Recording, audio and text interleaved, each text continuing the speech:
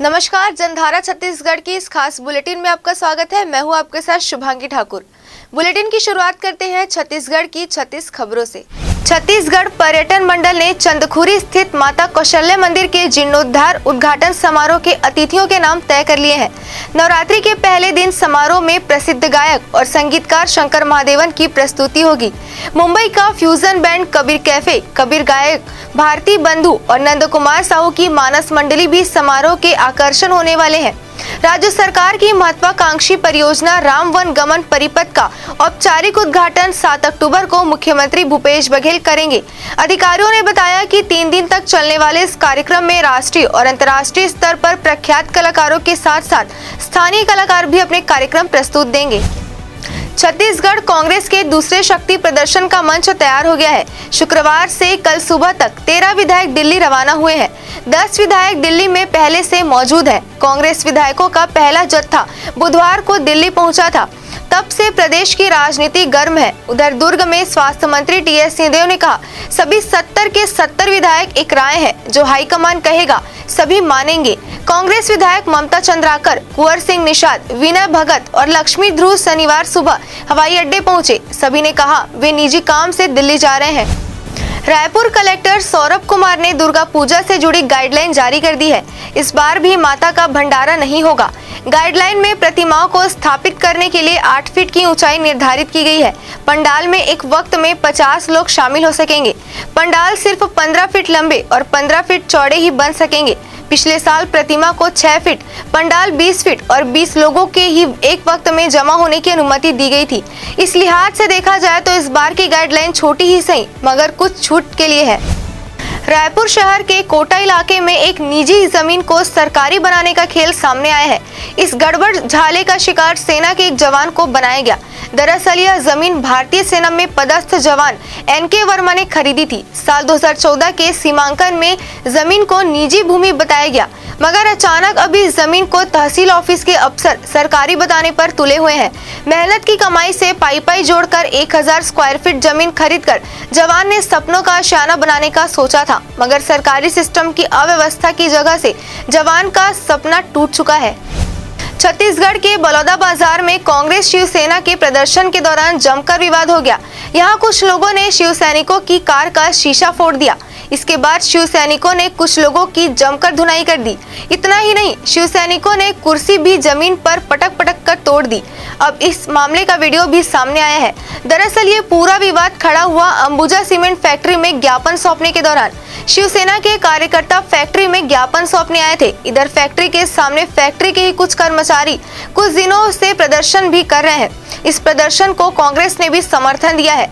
इसी वजह से कांग्रेस कार्यकर्ता भी फैक्ट्री के पास मौजूद थे। कांग्रेस कार्यकर्ता भी फैक्ट्री के सामने ही धरने पर बैठे हुए थे।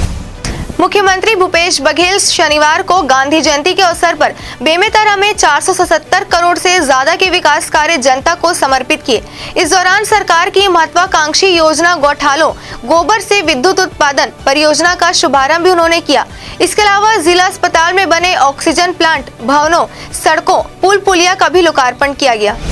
प्रदेश नेतृत्व के मामले में 2.5 साल के फॉर्मूले पर दिल्ली का माहौल गरमाया हुआ है।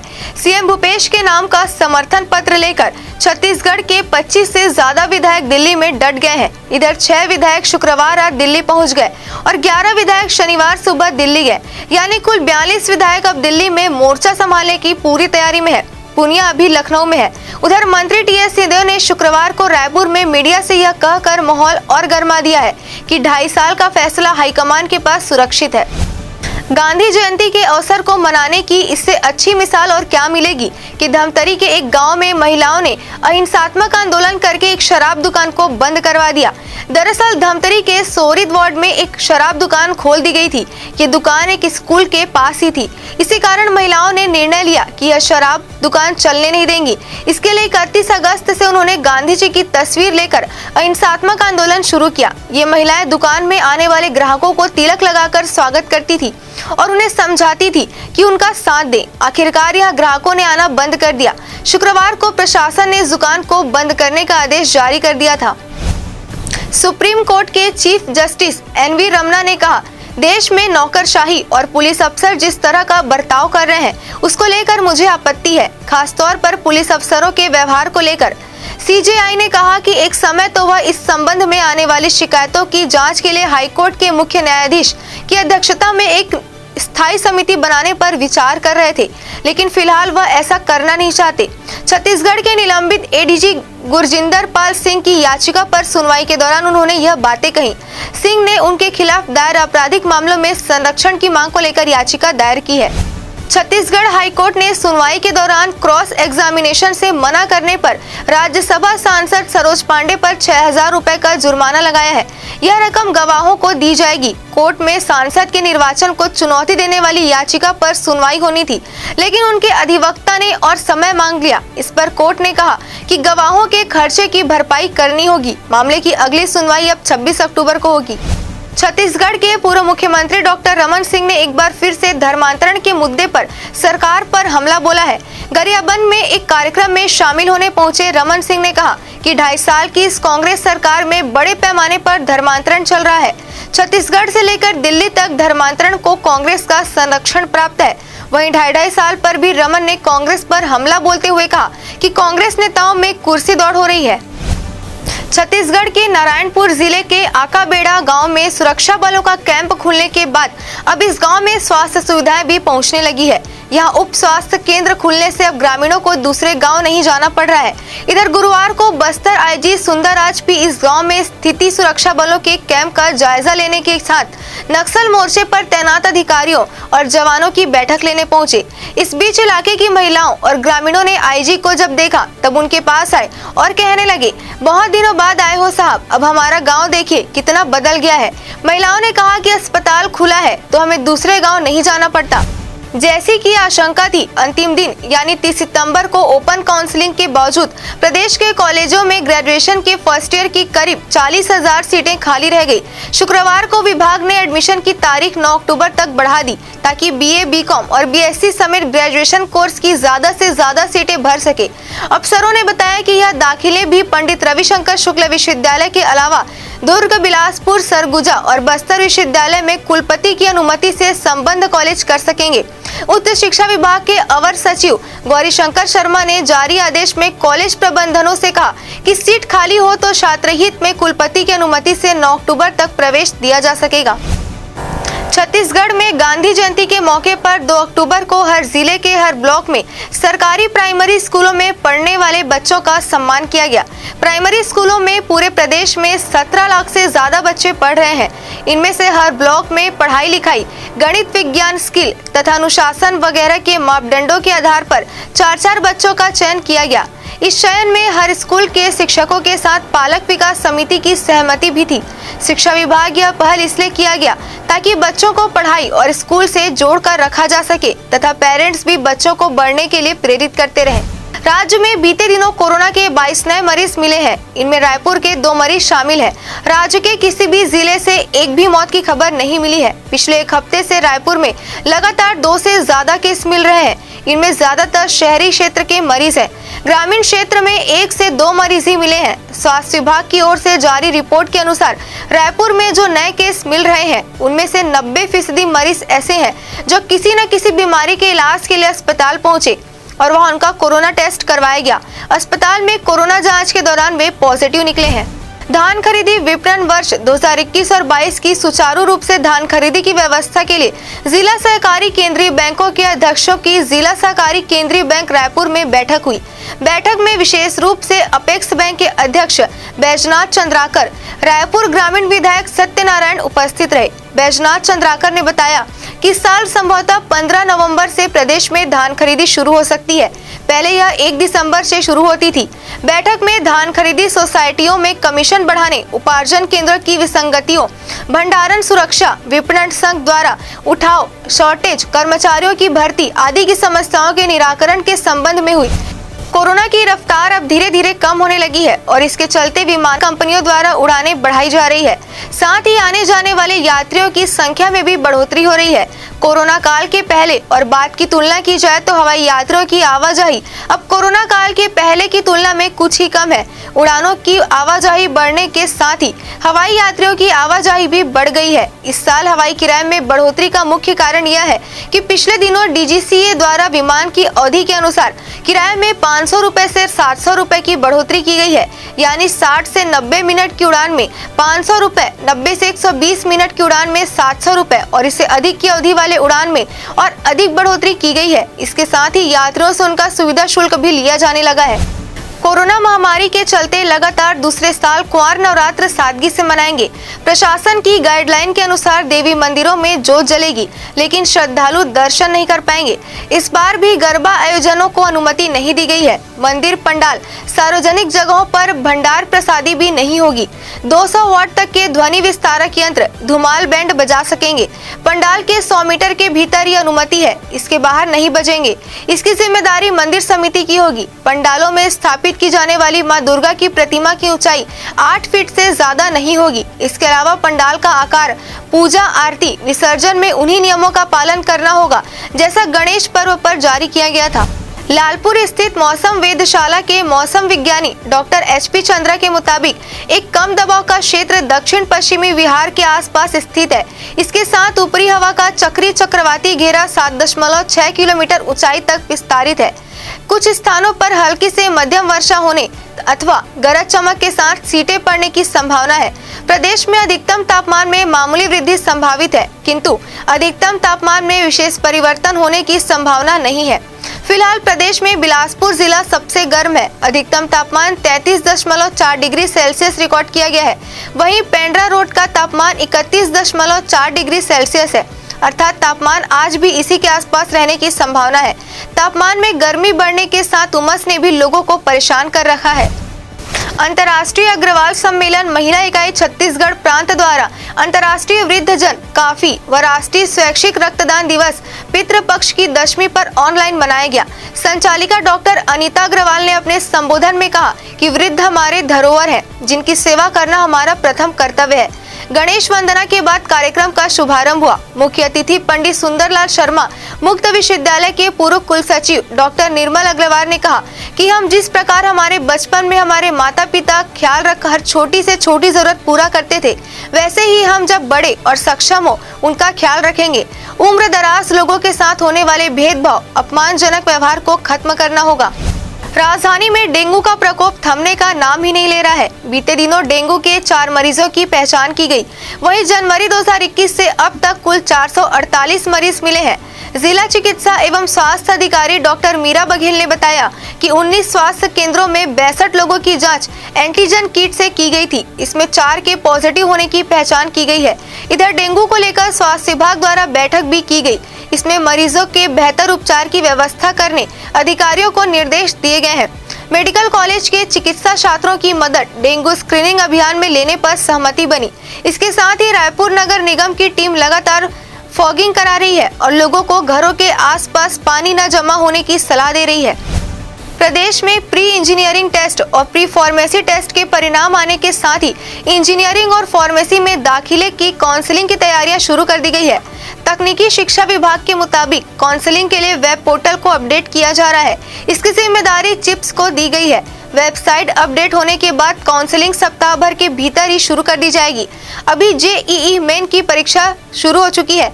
JEE एडवांस की परीक्षा 3 अक्टूबर को होगी। 10 से 11 अक्टूबर को उत्तर पुस्तिका जारी की जाएगी। 15 अक्टूबर को परिणाम की घोषणा होगी। रायगढ़ के 2 हिंदी माध्यम स्कूल को बंद कर अंग्रेजी माध्यम स्कूल बनाने के खिलाफ हाईकोर्ट में दायर जनहित याचिका पर डिवीजन बेंच में सुनवाई हुई। मामले की सुनवाई के बाद डिवीजन बेंच ने केंद्र और राज्य शासन सहित सभी पक्षकारों को नोटिस जारी कर जवाब मांगा है। रायगढ़ के समाज सेवी देवेंद्र प्रताप सिंह ने वकील आनंद केशरवानी के जरिए छत्तीसगढ़ हाईकोर्ट में जनहित याचिका दायर की है। इसमें राज्य शासन द्वारा जारी उस अधिसूचना को चुनौती दी गई है जिसमें रायगढ़ के सरदार वल्लभ भाई पटेल हायर सेकेंडरी स्कूल और शासकीय Natwar higher secondary school Hindi माध्यम को बंद कर अंग्रेजी माध्यम बना दिया गया है। याचिका में कहा गया है कि नटवर हायर सेकेंडरी में 930 बच्चे हिंदी माध्यम से पढ़ रहे थे। उच्च शिक्षा विभाग ने इस साल प्रदेश के कॉलेजों में करीब 16,000 सीटें बढ़ा दी है। उच्च शिक्षा मंत्री उमेश पटेल ने छात्र छात्राओं के हित को देखते हुए सीटें बढ़ाई है और इस बार सभी सीटों पर दाखिला हो सके, इसलिए फिर 9 अक्टूबर तक दाखिले के लिए मौका दिया गया है। बता दें कि 100% दाखिला होने से ग्रास एनरोलमेंट रेशियो भी बढ़ जाएगा। इस तरह पंडित रविशंकर शुक्ल विश्वविद्यालय समेत प्रदेश के सभी विश्वविद्यालयों और उनसे संबद्ध कॉलेजों में खाली सीटों को भरा जा सकेगा। जानकारी के कॉलेजों में अभी भी 20% तक सीटें खाली है।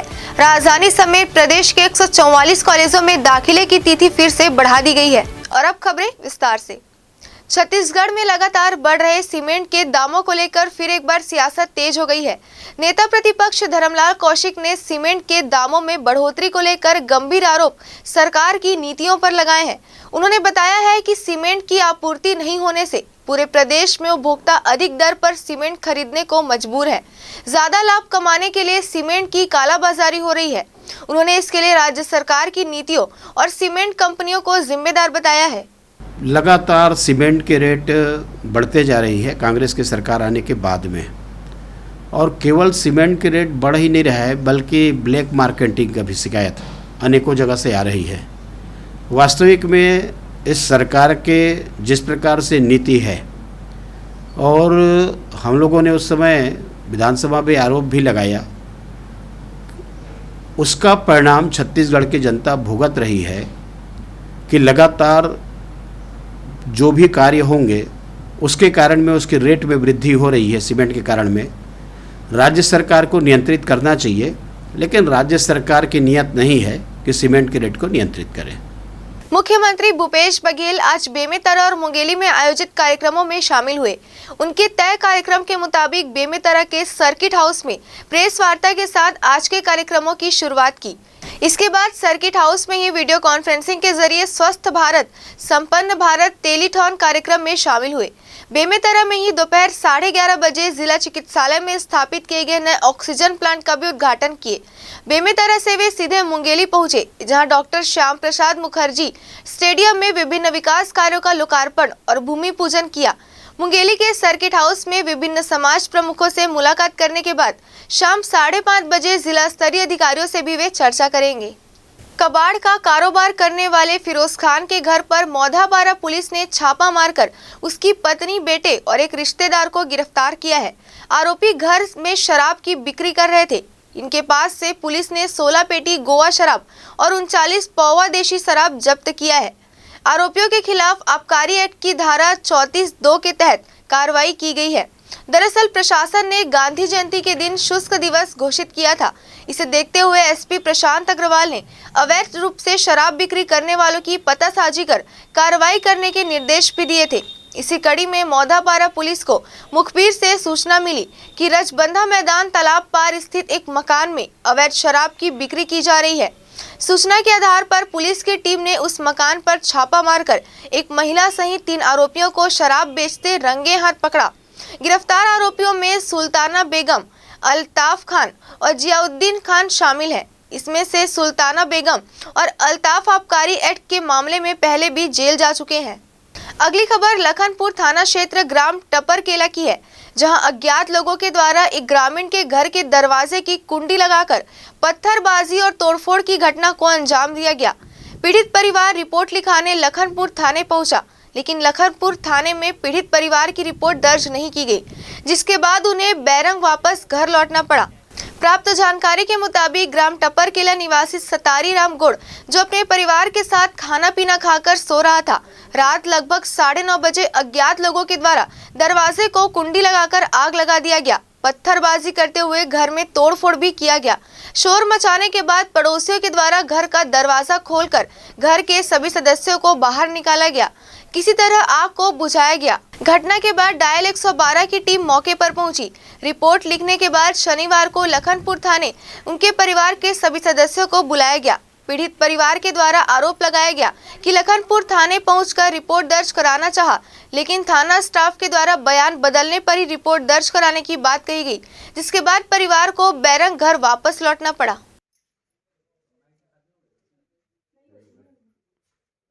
मेरा नाम अजय सिंह है। मैं टपरकेला का निवासी हूँ। मेरे मोहल्ला में कल पड़ोसी में एक घर में आग लग गया था। कितना टाइम?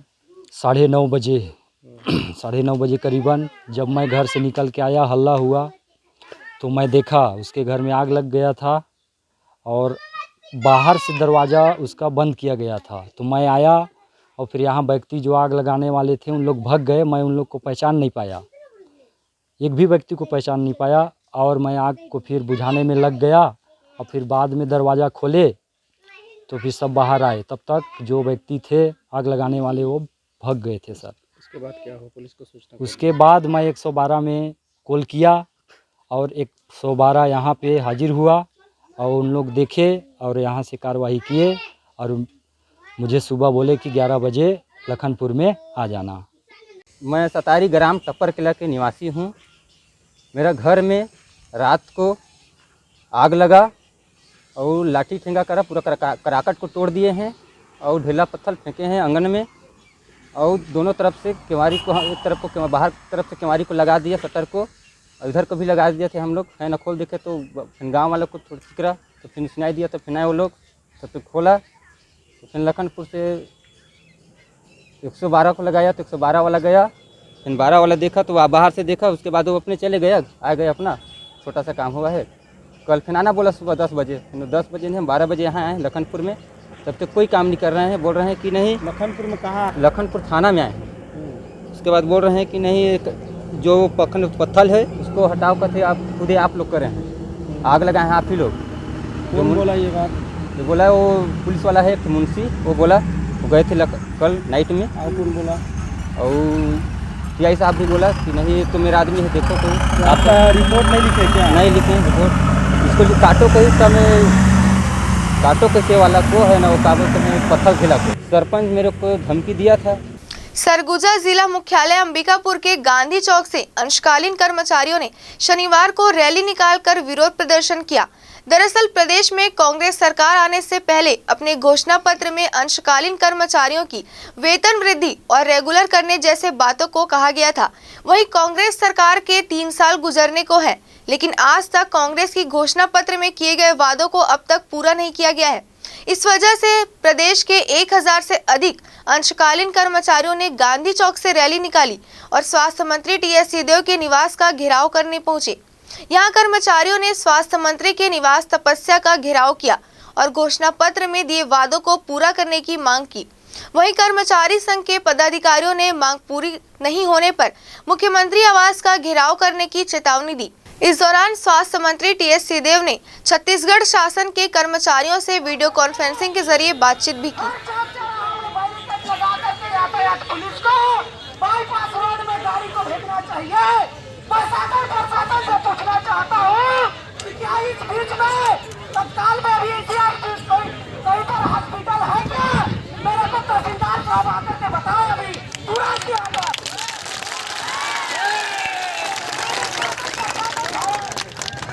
कर्मचारियों से भी निवेदन है, मेरे अंशकालीन स्कूल सफाई कर्मचारियों से भी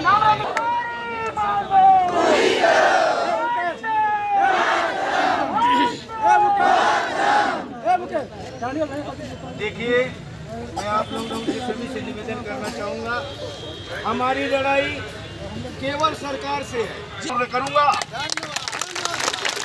लेकिन उन्होंने हमारी बातों को अभी तक संज्ञान में नहीं लिया है। 3 साल बीतने को है, वो अपनी कुर्सी की लड़ाई लड़ रही हैं, जबकि हमारी गरीब कर्मचारी भूखे मरने की नौबत आ गए।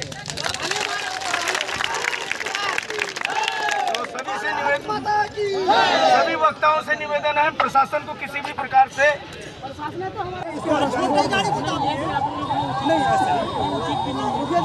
पर्टिकुलर आदेश है क्या बताइए मुझे?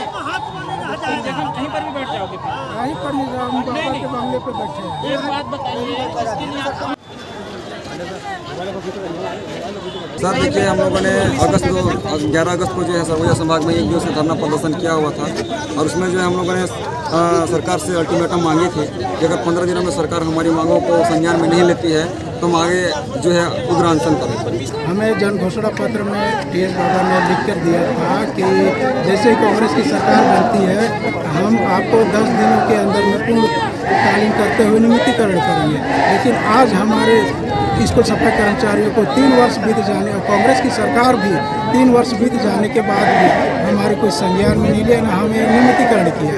इसलिए हमारे सरगुजा संभाग से और बस्तर संभाग से, बिलासपुर संभाग से भी हमारे कर्मचारी टीएस बाबा जी के बंगला के पास पहुंचे हुए हैं, जो हमें नियमितीकरण के लिए एक आवेदन देना है और उनको आज हमको नियमितीकरण करना होगा, ये हमारी मांग और इसलिए हमारे पूरे कर्मचारी उपस्थित हैं। आज हम लोग अपना संभाग में पूरे प्रदेश के कर्मचारी आकर के सभी संभाग के और गांधी दंडी यात्रा करते हुए टीएस बाबा के तपस्या भवन पे पहुंचे हुए हैं। हमारी एक छोटी सी मांग है शासन प्रशासन और माननीय श्री टीएस सिंहदेव से कि चुनाव से पहले जो अपना वादा किए थे उस वादा को पूरा करें। हमको ये वादा किया गया था कि जैसे हमारी सरकार बनती है हम तत्काल 10 दिन के भीतर आपको अंशकालीन से पूर्णकालीन करते हुए 8 घंटा की ड्यूटी देंगे। अगर हमारी मांगे पूरी नहीं होती है तो हम उग्र आंदोलन करके बाद होंगे। इससे पहले जनवरी में हम लोग सरगुजा संभाग से गांधी दंडी यात्रा करते हुए रायपुर भी गए थे, फिर उससे और अगला कुछ कदम ऐसा उठाएंगे जो शासन प्रशासन को हिला के रख देंगे। अब अभी तक तो कोई जानकारी नहीं है हमको बाबा कब पूरा करते हैं, अभी तक कोई बात ही नहीं हुई है। जैसे बात होती है वैसे हम आपको बता देंगे। क्या चाहते हैं आप? हम लोग पूरा लेके ही रहेंगे, हजार या पार के द्वारा तो किसी प्रकार का ज्ञापन हमें दिया नहीं गया है, इस कारण हम जो है ना इसको किसी प्रकार का शासन को दिए नहीं है।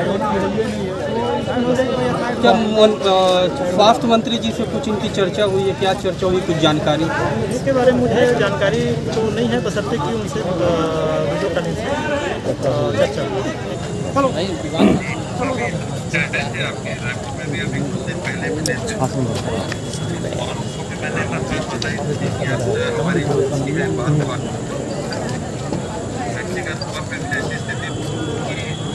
देख रहे हैं वीडियो बना रहे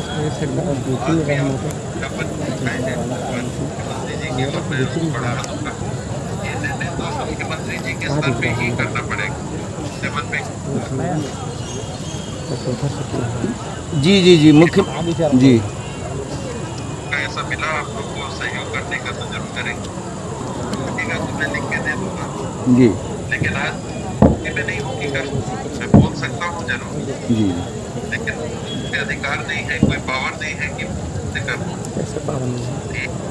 है। बाकी आप लोगों की बात इतने साथियों से मिले थे, पूरे प्रदेश में साथियों से मिले थे और भी मांगे थी। कल भी यहाँ कल तो 3-4 दिन पहले साथी रहे थे आपके संगठन के। छत्तीसगढ़ की सियासत में मचा घमासान शांत होता नजर नहीं आ रहा है।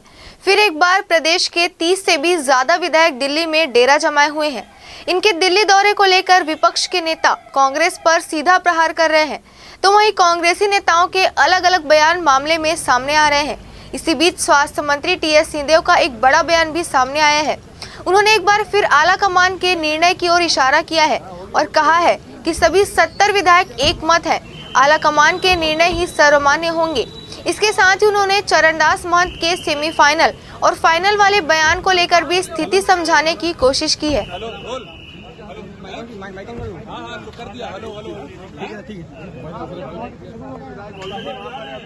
सत्तर के 70 जो विधायक हैं सब एक राय के जी, कोई अलग राय के नहीं है। 20, 30, 40, 50, 60 मत मानिए, 70 के 70 की हाईकमांड जो निर्णय करेगा वो ये सारे के सारे विधायक मानेंगे। कमिटमेंट की बात नहीं होती, ये सबके सामने ये घटनाक्रम हुआ था कि चुनाव के बाद में 4 लोगों को दिल्ली बुलाया गया था जी। 4 लोग थे, चरणदास महंत जी, ताम्रध्वज साहू जी, भूपेश बघेल जी और टीएस सिंहदेव। तो ये चारों को किस लिए बुलाया था?